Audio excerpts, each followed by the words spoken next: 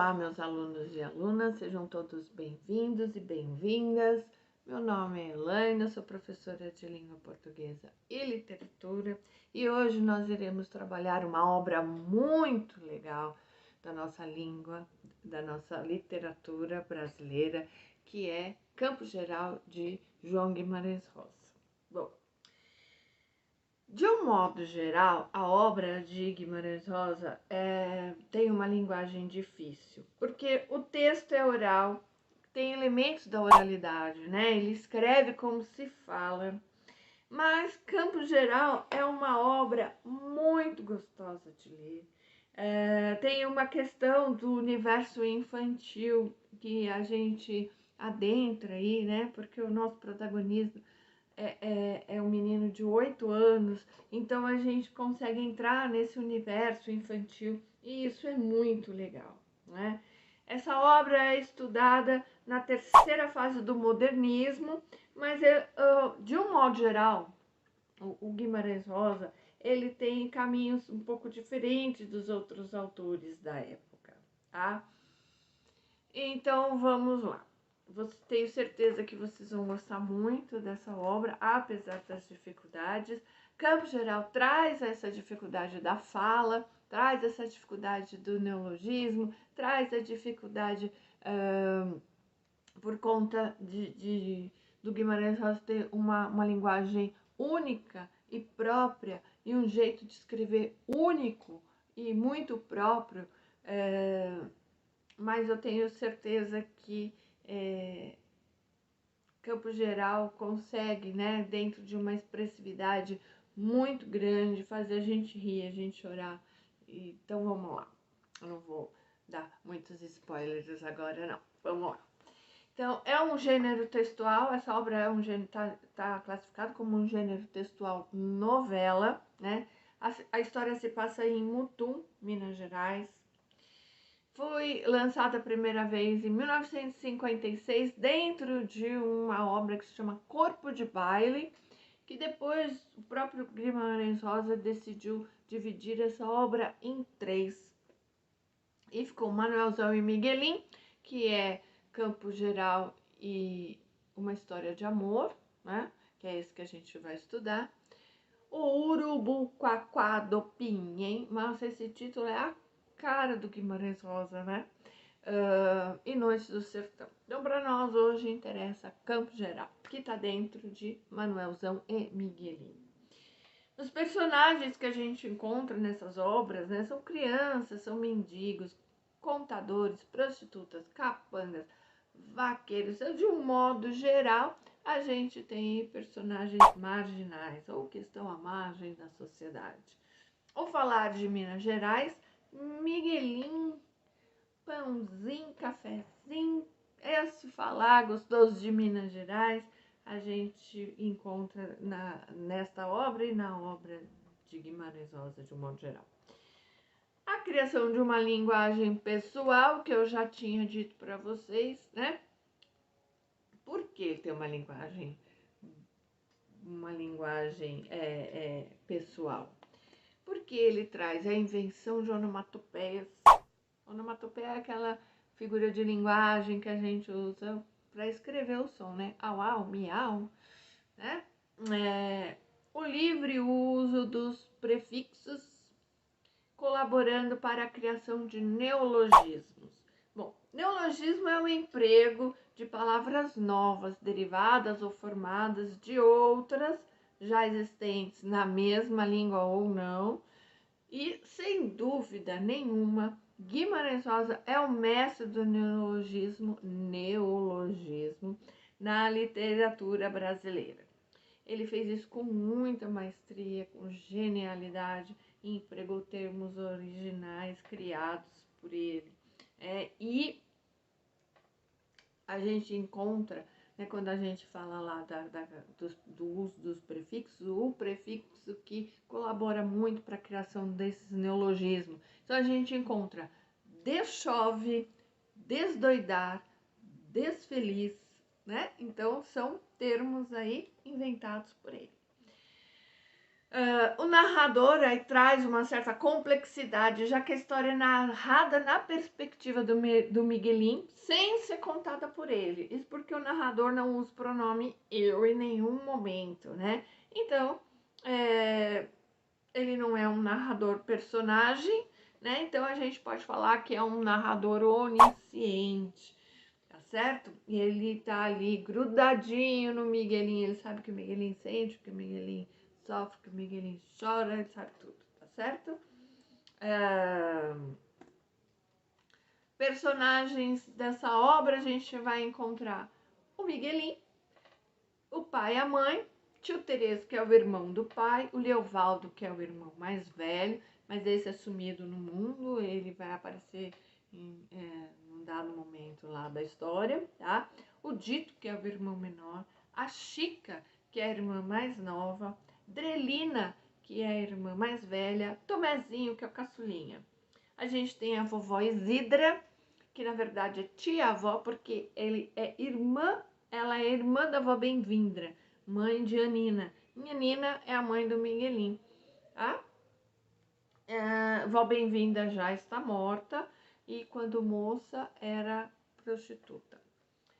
Mãe Tina, que é uma preta, empregada da casa, que cultuava os rituais africanos. Então ela tinha aí a religião afrodescendente, tá certo? Dos afrodescendentes. Vamos lá para o nosso enredo. Miguelin tem 8 anos e quando tinha 7 saiu do Mutum pela primeira vez. Nessa ocasião, o tio Terês levou ele para ser crismado, tá certo? Também faz uma descrição, logo no começo assim, da história, faz uma descrição dos irmãos do Miguelin, como Dito, né, que era o menor, olha lá, o Dito era o menor, mas sabia o sério, pensava ligeiro as coisas, Deus tinha dado a ele todo o juízo. Então essa era a descrição feita do Dito pelo Miguelin, tá? Eu vou ler para vocês uma passagem do livro agora. Acompanhem comigo para a gente entender o quanto Miguelin e Dito eram amigos e como eles tinham afinidade. E guardem isso com vocês, que é muito importante. Vamos lá. Dito, diz o Miguelin, eu fiz promessa para pai e tio Terês voltarem quando passar a chuva e não brigarem nunca mais. Pai volta, tio Terês volta não. Como é que você sabe, Dito? Sei não, eu sei, Miguelin. Você gosta de tio Terês, mas eu não gosto. É pecado? É, mas eu não sei. Eu também não gosto de vovó Isidra. Dela faz tempo que eu não gosto. Você acha que a gente devia de fazer promessa aos santos para ficar gostando dos parentes? Quando a gente crescer, a gente gosta de todos. Mas Dito, quando eu crescer, vai ter algum menino pequeno assim como eu que não vai gostar de mim e eu não vou poder saber? Eu gosto de Maitina. Ela vai para o inferno? Vai, Dito, ela é feiticeira pagã. Dito, se de repente um dia todos ficassem com raiva de nós, pai, mãe, vovó Isidra, eles podiam mandar a gente embora no escuro, debaixo da chuva, a gente pequeno, sem saber onde ir. Dorme, Miguelin. Se você ficar imaginando assim, você sonha de pesadelo. Dito, vamos ficar nós dois, sempre junto com o outro, mesmo quando a gente crescer toda a vida? Pois vamos. Dito, amanhã eu te ensino a armar arapuca. Eu já sei. Então aqui a gente vê um diálogo entre as duas crianças e vamos chamar a atenção para algumas coisas aqui desse trecho do livro. Primeiro, a gente consegue entender quando se diz que ele escreve como se fala. O João Guimarães Rosa escreve como se fala, né? Vocês podem perceber aí pela sequenciação, né? É uma fala. é uma fala transcrita, tá? Depois a gente vai ver aí que a gente adentra aí no mundo infantil. A gente tá falando de uma coisa, muda para outra, que muda para outra, né? Então, isso torna, talvez, o diálogo um pouco de difícil entendimento, tá? A gente vê aí a questão da religiosidade. Primeiro ele fala, a gente tem que rezar pro santo para pedir perdão, pra gente gostar dos parentes e tal, né? Então você vê que aí tem a questão da religiosidade, né? E a gente também tem a questão do preconceito religioso. Será que a Maitina vai pro inferno porque ela é feiticeira pagã? Porque ela não é católica? Porque ela não tem a mesma religião que eles, não é? E aí no final a gente vê no diálogo deles, né, a promessa de ficarem sempre juntos, que eles eram os irmãos mais chegados aí um ao outro, certo? É o dito, quem tenta evitar, é o dito que tenta evitar que Miguelin se envolva em uma briga entre o pai e a mãe. No entanto, Miguelin tenta proteger a mãe, leva uma surra do pai e fica de castigo. Né? Estão sempre ali se protegendo. Mais um pouco para frente a gente vai entender então por que o pai e a mãe brigam e por que o Miguelin tentou proteger a mãe, né, numa dessas brigas, né? Olha só, quando o tio Terês, que é o irmão do pai, volta da caça, vovó Isidra diz para ele ir embora, pois a briga entre os pais de Miguelin havia sido por causa dele. Tio Terês era irmão do pai do Miguelin e, ao que parece, está interessado na mãe do menino. Então, as brigas ali giram em torno disso, do interesse do tio Terês pela mãe do Miguelin, tá? E aí tem uma fala, vou ler um trechinho para vocês.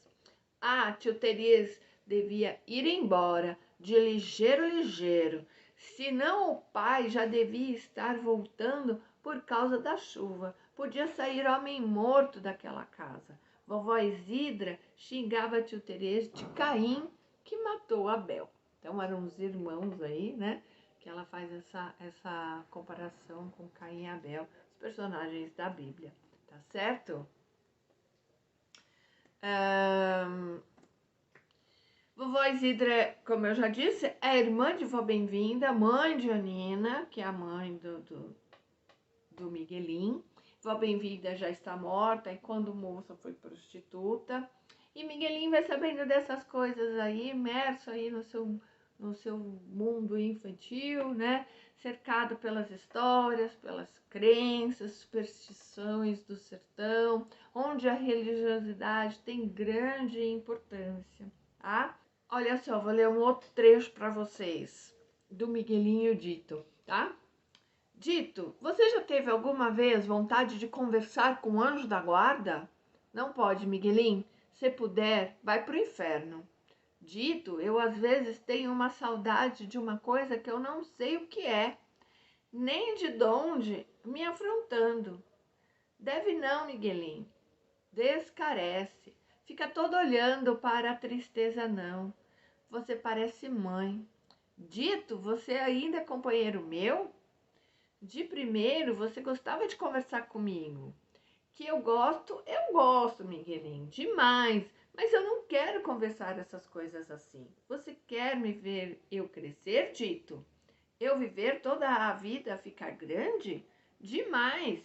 A gente brincar muito, tempos e tempos, em diante crescer, trabalhar todos, comprar uma fazenda muito grande, estivada de gados e cavalos para nós dois.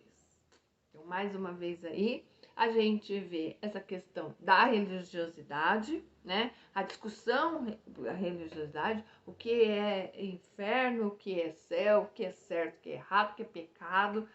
Então, essa questão da religiosidade aí muito forte. E mais uma vez a gente vê aí a promessa dos irmãos de ficarem sempre juntos, né? De até terem aí uma fazenda, os cavalos, gados e tal, só para os dois, né? Tamanha era a afinidade entre os dois. Mais um pouquinho a gente vai pegar mais um trechinho aí que fala a respeito da questão da religiosidade. Vovó Isidra, olha só, vovó Isidra, que zelava com Maitina. Traste de nega pagã encostada na cozinha, mascando fumo e rogando para os demônios dela, africanos. Então a gente vê aí a questão do preconceito religioso, já com esse preconceito com as religiões afrodescendentes, né? Andando um pouquinho mais aí na nossa história, seu Deogracias, que era um vizinho, vai pedir um dinheiro a Bernardo. Bernardo é o pai do Miguelinho. E leva com ele o seu filho Patori. Mas Miguelinho não gosta desse garoto, tem nojo daquelas conversas do Patori, coisas porcas, desgovernadas. Ele falava muito sobre sexualidade, ele ficava perguntando pro Miguelinho se ele não queria casar com a irmã mais velha, e aí tem uma passagem que ele diz, mas pode casar com a irmã, né? Então, e o Miguelinho não gostava, né? Ele era puro nesse sentido, certo? Na sequência, Miguelinho adoece, ele pensa que está com tuberculose e logo vai morrer. Mas seu Aristeu vai ver o menino, é um outro amigo da família, o seu Aristeu, tá? Sucede como eu, que também uma vez já morri. Morri sim, mas acho que foi morte de volta. Te segura e pula, Miguelinho, levanta já. Miguelinho, dividido de tudo, se levanta mesmo. De repente, não ia morrer mais enquanto seu Aristeu não quisesse. Todo ria, tremia de alegrias. Tem uma passagem aí, eu vou ler um trechinho para vocês, que fala um pouquinho do pensamento que o Miguelinho estava tendo enquanto estava doente. Olha que bonitinho. Repensava aquele pensamento de muitas maneiras, amarguras. Era um pensamento enorme. Aí Miguelinho tinha de rodear de todos os lados em beira dele. E isso era. Ele tinha de morrer para pensar, se carecia de agarrar coragem debaixo da exata ideia. Coraçãozinho dele anoitecia. Tinha de morrer? Quem sabia só? Então, ele rezava pedindo, combinava com Deus um prazo que marcava 3 dias. De dentro daqueles 3 dias, ele podia morrer, se fosse para ser, se Deus quisesse. Se não, passados os 3 dias, aí então ele não morria mais, nem ficava doente, com perigo, mas sarava. Enfim, que Miguelinho respirava forte, no mil de 1 minuto, se coçando das ferroadas dos mosquitos, alegre quase. Mas nem nisso mal. Maior susto o salteava. 3 dias era curto demais. Doíam de assim tão perto. Ele mesmo achava que não aguentava. Então 10 dias. 10 dias. Bom, como se valesse de ser. Dava espaço de amanhã principiar uma novena. 10 dias. Ele queria lealdoso. Deus aprovava. Então, ele fazia um trato com Deus aí, com medo de morrer, né? 3 dias, não, 3 é pouco, 10 dias, vai. 10 dias. E aí, quando ele sara, que o vizinho fala pra ele, não, levanta daí, vamos lá, você tá doente de coisa nenhuma. Aí ele fica todo feliz, né, que ele não vai morrer, né? Em outra ocasião, quando está voltando para casa, depois de levar a comida para o pai na roça, Miguelinho encontra tio Terês no caminho. O homem, então, pede para o sobrinho entregar um bilhete para a Janina, que é a mãe dele. Mas Miguelinho, no dia seguinte, devolve o bilhete ao tio, chora muito. Mas o tio o consola dizendo que era somente um bilhete de despedida, pois iria passar um tempo viajando, né? Então ele encontra o tio entrega o bilhete para ele e ele entra na maior neura para saber o que ele fazia com aquilo. Se ele entregasse, o pai visse, pronto, o pai ia bater na mãe.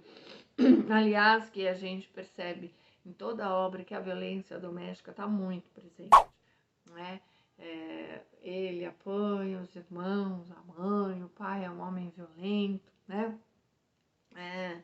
E aí ele fica naquela, se eu entregar, meu pai descobre, minha mãe apanha. Se eu não entregar, pode ser que meu tio fique muito bravo comigo e minha mãe também, se minha mãe descobre que eu não entreguei, e aí, agora o que eu faço? Então foi assim algumas horas que ele passou matutando aqui o que é certo, o que é errado, né? Será que eu vou fazer certo, o que eu vou fazer errado? Pergunta para todo mundo o que ele poderia fazer, sem falar que era um bilhete, né? Então, no final das contas, ele devolve o bilhete para o tio e fala, olha, eu não entreguei. Ele achou melhor não entregar. E aí, Luiz Altino, amigo do pai de Miguelinho, vai morar na roça com eles para ajudar a plantar e traz com ele o papagaio Papaco o Paco. É o nome do papagaio, Papaco o Paco. Todos gostam de Luiz Altino. Conversa muito com mãe. Mais uma vez, esse é um comentário da criança. Todo mundo gosta dele, ele conversa muito com a mãe. Essa mãe, né? Vamos ler um trechinho aí pra gente conseguir entender qual que é desse Luiz Altino. Então, aquela noite, sem pai nem vovó Isidra, foi o dia mais bonito de todos. Tinha lua cheia e de noitinha a mãe disse que todos iam executar um passeio até onde se quisesse, se entendesse. Mãe conversando muito com Luiz Altino. Uma hora, o que Luiz Altino falou? Que judiação do mal era por causa que os pais casavam as filhas muito meninas, nem deixavam que elas escolhessem noivo. Por que será, né? Será que a mãe estava reclamando de ter casado muito nova, de não gostar tanto assim do marido, de ter escolhido o irmão errado, né? E aí a gente adulto consegue ter um pouco mais dessa noção que talvez a criança não tenha, tá certo? O papagaio fala o nome de Miguelinho. Patori, que é aquele menino que o Miguelinho não gostava, matou um rapaz em um acidente com arma e estava sumido do mundo. Dias depois foi encontrado morto no meio do mato, provavelmente de fome. Na sequência, Dito corta o pé num caco de pote. Sai muito sangue, não podia pisar, inflamou, ficou muito doente, com febre e vômitos. Dito piorando muito, pede perdão a Miguelinho, porque tinha inveja que o papagaio falava o nome dele e não Dito. Então Miguelinho pede a Rosa para ensinar o papagaio a dizer Dito. Até que Miguelinho, o Ditinho, morreu. Gente, todas as vezes que eu chego nessa parte da história, eu fico extremamente emocionada. Não tem como não se emocionar. Eu me emocionei às vezes que eu li o livro, eu me emocionei fazendo essa aula e sempre parece que é a primeira vez que eu tô lendo, assim, como se eu tivesse tomado um susto. Meu Deus, o Ditinho morreu, e agora? Porque eu acho que é uma das cenas mais tristes e comoventes de todos os livros que eu já li, não foram poucos, tá? E assim, se você não se emociona, não sei, acho que a gente tem um problema. Mas vamos lá. Então, é dada a notícia que o Ditinho morreu. E aí eu vou ler para vocês a cena, porque realmente contar não vai ser possível. Miguelinho entrou, empurrando os outros. O que feito uma loucura era naquele momento sentiu. Parecia mais uma repentina esperança. O dito morto era a mesma coisa que quando vivo. Miguelinho pegou na mãozinha morta dele. Soluçava de engasgar. Sentia as lágrimas quentes maiores do que os olhos. Vovó Isidra o puxou. Trouxe para fora do quarto. Miguelinho sentou no chão num canto, chorava, não queria esbarrar de chorar, nem podia. Dito, dito. Então se levantou, veio de lá, mordia a boca de não chorar, para os outros o deixarem ficar no quarto. Estavam levando o corpo do Dito, na bacia grande. Mãe segurava com jeito o pezinho machucado doente. Como caso pudesse doer ainda no Dito, se o pé batesse na beira da bacia. O carinho da mão de mãe segurando aquele pezinho do Dito era a coisa mais forte nesse mundo. Olha os cabelos bonitos dele, o narizinho, mãe soluçava. Como o pobre do meu filhinho era bonito. Miguelinho não aguentava ficar ali. Foi para o quarto de Luiz Altino, deitou na cama, tapou os ouvidos com as mãos e apertou os olhos no travesseiro. Precisava de chorar toda a vida para não ficar sozinho. Então, os irmãos, né, que juraram ficar juntos para o resto da vida, de repente um deles se vai. É uma coisa realmente muito triste, muito marcante, né? De repente o papagaio, dito, expedito, dito, expedito. E aí falou o nome do Dito, o papagaio falou o nome do Dito, infelizmente depois que ele já tinha morrido, né? Miguelinho deprimido. Pai acha que tem que trabalhar. No Dito pensava sempre, mas mesmo quando não estava pensando, conseguindo, dentro dele parava uma tristeza. Tristeza calada, completa, comum das coisas quando as pessoas foram embora. Então o Dito fica muito abalado, muito abatido, muito triste, né? E aí Miguelinho começa a ajudar o pai na roça. Quando o Leovaldo vai visitar a família, que é aquele irmão mais velho, lembra que estava perdido no mundo? Miguelinho não se dá bem com o irmão. Depois que Leovaldo vai embora, o menino fica muito doente. De novo, Miguelinho fica doente. Olha, tem uma passagem, né, que conta um pouquinho do que Leovaldo ali, o que aconteceu entre Miguelinho e Leovaldo, porque que o Miguelinho não gostava do Leovaldo. Miguelinho pega Leovaldo fazendo maldade e brigando com o cara e bate nele. Pai chega e bate muito em Miguelinho, com a fivela do cinto. Todos imploram para parar, mas Miguelinho nem chora. Só pensa que quando crescer vai matar o pai. De pensar, começa a rir enquanto apanha e todos se assustam.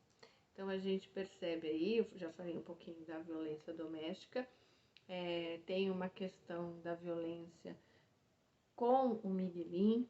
O Miguelinho apanha muitas vezes, e é muito triste de ler, né, a violência que o pai tinha com ele e a mágoa que ele carrega do pai, tá? Então até que ele pensa em matar o pai, né? Mãe manda ele morar na casa de Saluz por alguns dias, até passar a raiva do pai. Quando volta, não pede a bênção do pai. De castigo, pai abre as gaiolas e solta os passarinhos, depois pisa nas gaiolas e as destrói. Então o pai era muito maldoso mesmo com ele, né? Miguelinho fica doente de raiva, né, gente? De tristeza. Você vê que as doenças do Miguelinho são um pouco emocionais. Pintas vermelhas na barriga e o pai chora muito. Até que o pai mata o Luiz Altino, provavelmente por conta de ciúme da mãe, né? Tava tendo alguma coisa ali e o pai, o Bernardo, percebe e mata o Luiz Altino, foge para o mato e se enforca. Tio Terês volta, vovó Isidra vai embora. E aí a mãe tem o seguinte diálogo com o Miguelinho. Se daqui a uns meses sua mãe se casar com o tio Terês, Miguelinho é de teu gosto? Mãe indagava. Miguelinho não se importava, aquilo era bobagens, todo mundo era meio um pouco bobo. Então, o pai se mata, a avó Isidra vai embora, tio Terês volta, e aí eles começam a arquitetar um casamento, né? Quando doutor José Lourenço de Curvelo é uma cidade, aparece na sua casa, descobre que o Miguelinho precisa usar óculos. Assim, com o consentimento da família, o doutor leva Miguelinho para a cidade, onde o garoto vai estudar e aprender um ofício. Vejam, vou ler um trechinho aqui para vocês. Miguelinho olhou, não podia acreditar. Tudo era uma claridade, tudo novo e lindo e diferente, as coisas, as árvores, as caras das pessoas. Então, o Miguelinho era uma criança que tinha miopia, que tinha problema ali de vista, ninguém nunca percebeu. Mas aí também tem uma metáfora, né? A hora que o Miguelinho, ele coloca o óculos, ele vê o mundo de uma outra forma. E ele sai daquele lugar e ele vai para a cidade para poder estudar, para poder ter uma vida melhor. Então, esses óculos é como se tivesse aberto as portas do mundo, da vida para o Miguelinho, né? Então, o Miguelinho sai daquele lugar onde ele passou a infância tão sofrida, né? Para ir para a cidade. E assim termina a história do nosso Miguelinho, nosso protagonista, essa criança encantadora, essa história maravilhosa. Espero que vocês tenham entendido, tenham gostado e espero ter ajudado. Muito obrigada pela atenção, um grande beijo para vocês e até a próxima.